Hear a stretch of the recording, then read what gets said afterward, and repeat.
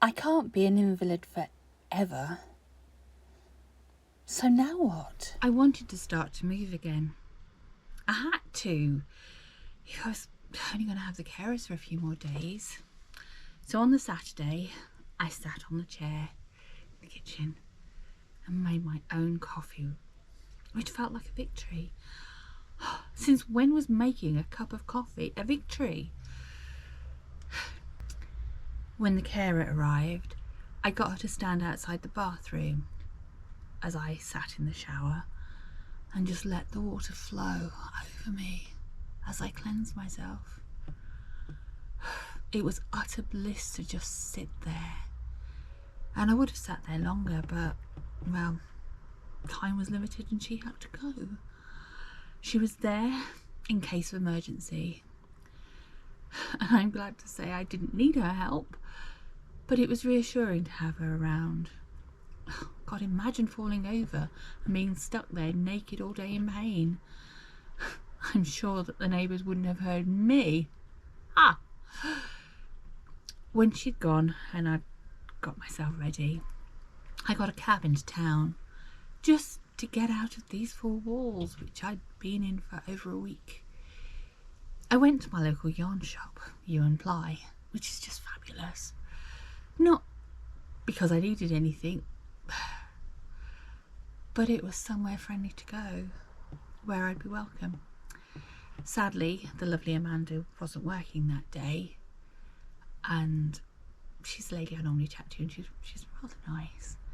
So I cut my trip short and came home.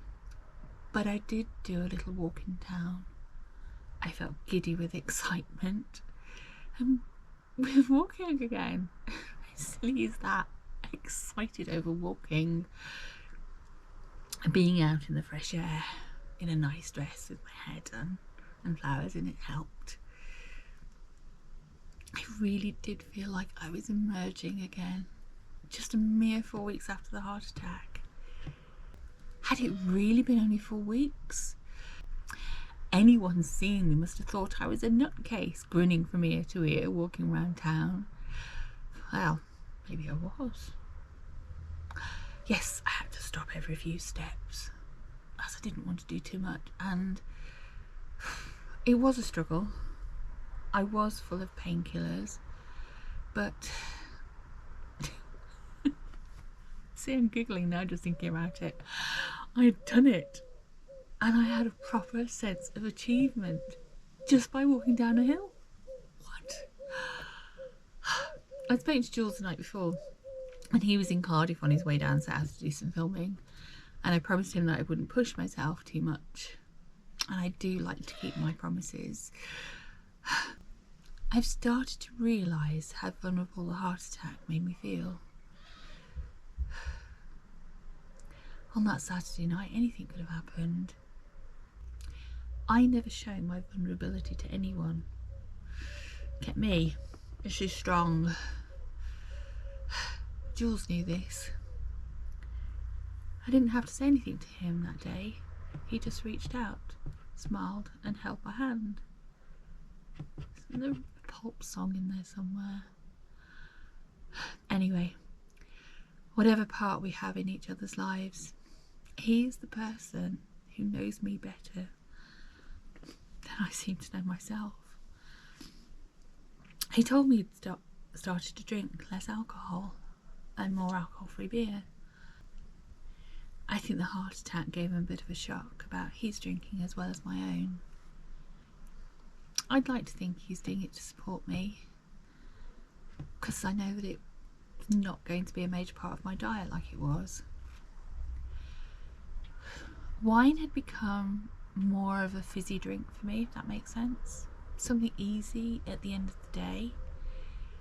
It wasn't savoured or drunk for absolute pleasure. And that is something I don't think I've had for a long time.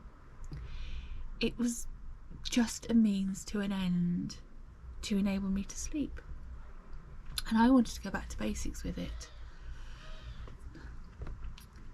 When I lived in London, I had a neighbour who enjoyed single malt whisky, and we used to sit together, and half the pleasure of drinking that whisky was to take the glass, swirl it around and smell it.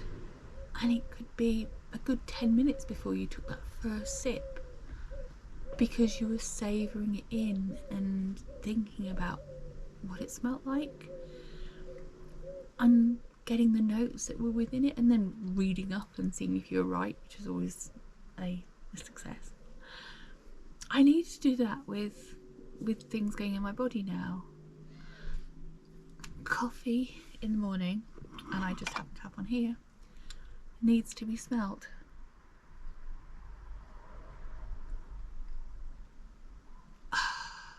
And savoured.